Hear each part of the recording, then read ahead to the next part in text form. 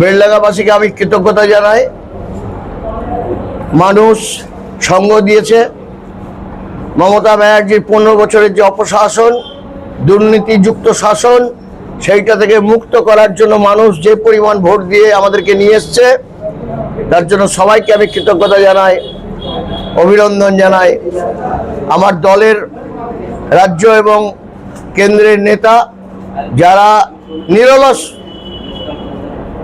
লড়াই করে আসছেন দীর্ঘ 10 বছর থেকে, তাদেরকেও আমার কৃতজ্ঞতা জানাই, অভিনন্দন জানাই।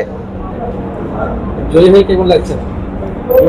জয় হয়ে কোনো বিরূপ কোনো প্রতিক্রিয়া আমার নেই, কারণ আমি এর আগে অনেক জয় দেখেছি।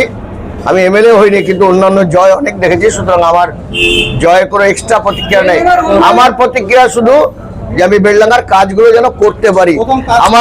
আমার খুব সাপোর্ট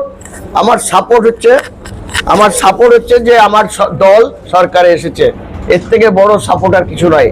সুতরাং আশা করছি যেসব প্রতিশ্রুতি দিয়েছি সেগুলো পালন করতে পারবো। আমার চেষ্টা হবে সকলের সহযোগিতা নিয়ে দ্রুত এটাকে। প্রথম কাজ বলে কিছু নাই, সব কাজই প্রথম। তার মধ্যে যেগুলো অসুবিধা মানুষের সব থেকে বেশি করে, সেগুলোকে চেষ্টা করব। আর ওই যে প্রথম কাজ শুনতে চাইবেন যে রেলগেট, ওটা একটা বড় সমস্যা। আমি অনেক সময় নিয়েছি। আমি অলরেডি রেলমন্ত্রী, ভারতবর্ষের রেলমন্ত্রীর সঙ্গে আমার কথাবার্তা চলছে। আমি চিঠি দিয়েছি, তার উত্তর পেয়েছি। ইতিমধ্যে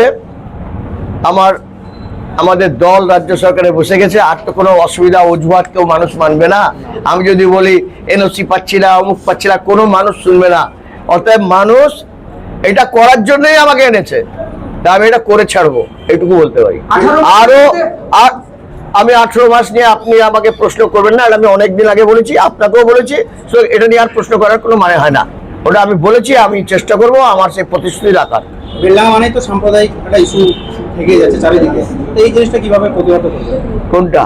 বেলডাঙ্গাতে সাম্প্রদায়িক, সেটা সব কিছু কি প্রেসকে বলে দিয়ে করবো নাকি? হ্যাঁ, কারা কারা আছে আইডেন্টিফাই করার দরকার, যে কারা রাজনৈতিক লাভের জন্য এসব করে বেড়ায়। এইসব জিনিসটা সমাজে ছড়িয়ে বেড়ায় রাজনৈতিক লাভের জন্য। তাদেরকে আইডেন্টিফাই করতে হবে, তাদেরকে সরকারের সামনে তুলে ধরতে হবে, যে এরা সমাজের সামনে তুলে ধরতে হবে যে এরা শত্রু সমাজের, ভোটের জন্য এইসব করে বেড়ায়।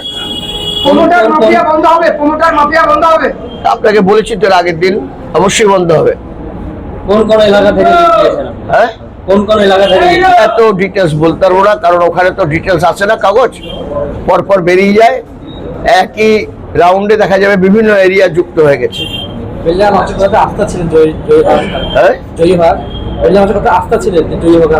জয় তো হবে, সবসময় বলে এসছি, কোনো সন্দেহ ছিল না আমার। আমি বরং যে ভোটে জিতবো তার থেকে বেশি ভোটে জিতলাম। আমার ধারণা ছিল যে আমি 5-7 হাজার 8 হাজার ভোটে জিততে পারি, কিন্তু আমি 14,000 ভোটে জিতলাম। এটা তো মানুষ জেতালো আমাকে। সেটা বলতে পারবো না, কি করে বলবো? 1-2 করে আমাকে হিসাব করতে হবে, এটা তো হিসাব করা সম্ভব না। এই তো আপনি প্রথম থেকেই মুসলিম হিন্দু আলাদা করে দিচ্ছেন। আমি ওতে বিশ্বাসী নয়। আমি ওই কোন জায়গায় কত মুসলিম ভোট পেয়েছে, কত হিন্দু ভোট পেয়েছে, এইটা হিসাব করার জন্য আমি জিতে আসিনি। পরিষ্কার বলতে চাই, আমি জিতে এসছি। আমি সকলের এমএলএ, জাতি ধর্ম নির্বিশেষে। সকলের মানে তো তাই বলে। বেলডাঙ্গা তো আপনি বিভিন্ন এলাকা ঘুরেছেন, বেলডাঙ্গার যে সমস্যা, তার মধ্যে প্রথম 3টে কাজ কি কি করবেন? ওটা আমি বহুবার বলেছি, আমি আর পুনরায় বলে সবারই বিরক্তির কারণ হবো, এটা হতে চাই না। ঠিক আছে। রাজ্যে ডবল ইঞ্জিন সরকার আসবে, তো আপনি কি মনে করেন? কি জিনিস? ডবল ইঞ্জিন সরকার রাজ্যে আসবে, তো কি মনে করছেন রাজ্যের কি হবে? ডবল ইঞ্জিনকে কিভাবে মানে করবেন? ডবল ইঞ্জিন কেন্দ্রের একটা সরকার থাকবে, রাজ্যে একটা সরকার থাকবে। আমি রাজ্যের সরকার যদি কেন্দ্রের সঙ্গে সবসময় পায়ে পা লাগিয়ে ঝগড়া করে, তাহলে কি উন্নয়ন হবে রাজ্যের? এবার সেটা হবে না, যেহেতু দুটো সরকারই একই দলের। ওইটাই বলতে চাইছেন। আর বিরোধীদের জন্য কিছু বলবেন? বিরোধীদের জন্য বলবো, আপনারা যে কোনো গঠনমূলক সমালোচনা আমার করবেন। গঠনমূলক সমালোচনা করলে আমি ভয় পাই না। আমি আর আপনাদের ভালো সমালোচনা আমি গ্রহণ করার চেষ্টা করব, ভালো কাজ আমি গ্রহণ করার চেষ্টা করবো। গণতন্ত্রে এটাই তো করা উচিত। আমি আজ পর্যন্ত আপনাদের সামনে বলছি, অনেকেই আছেন বেলডাঙ্গার যারা মিডিয়া পার্সন, আজ পর্যন্ত একটা শব্দ আমার মুখ থেকে কেউ শুনেছেন এই ইলেকশন ক্যাম্পেনে যে আমি কোনো ক্যান্ডিডেটের বিরুদ্ধে পার্সোনাল অ্যাটাক করেছি? কেউ শুনেছেন? কেউ শোনেননি। এটাই আমার চরিত্র, আমি ওইভাবেই আজকে জিতে এলাম। মানুষ এটাই চাইছে। এবং এই বেলডাঙ্গার বদনাম চারিদিকে, বেলডাঙ্গা ওইরকম নয়, কিন্তু বেলডাঙ্গার শান্তির জায়গা।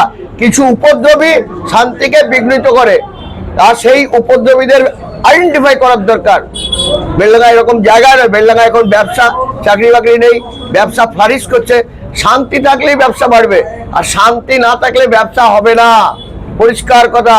সুতরাং সব মানুষকে আমি অনুরোধ করবো, বেলডাঙ্গায় শান্তি রাখুন, নিজে যে যা করেন ছোট বড় ব্যবসায় মন দিন, আয় করুন, সংসার ভালো করে চালান, এটাই আমি চাই।